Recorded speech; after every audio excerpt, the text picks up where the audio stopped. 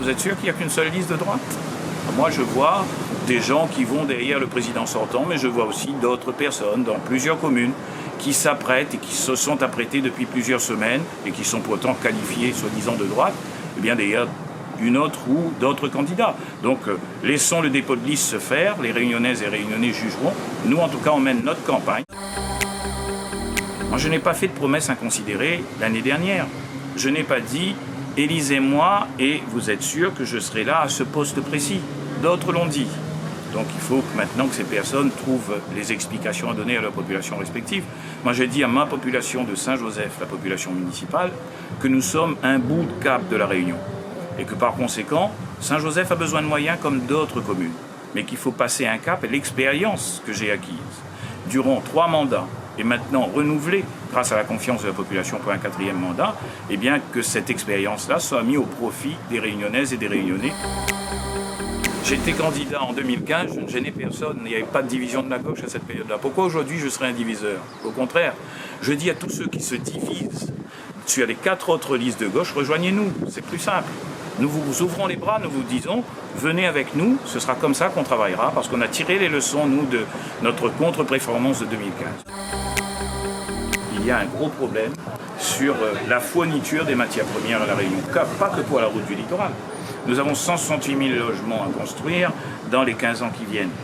Si on ne se donne pas les moyens, on aura de gros problèmes. Les Réunionnais ne pourront pas assumer, ni les bailleurs sociaux, eh bien, un doublement des coûts de matériaux.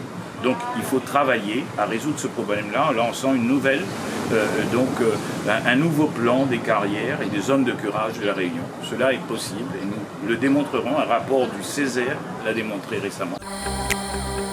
Moi j'ai été gêné quand on m'a dit qu'ici on est là que pour les Évassanes, que les hôpitaux réunionnais ne sont pas réunionnais.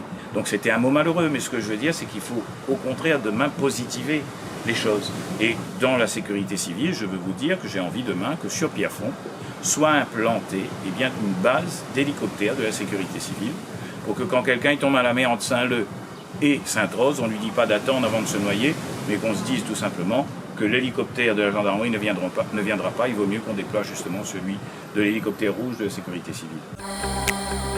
Jusqu'au bout, on doit ajuster.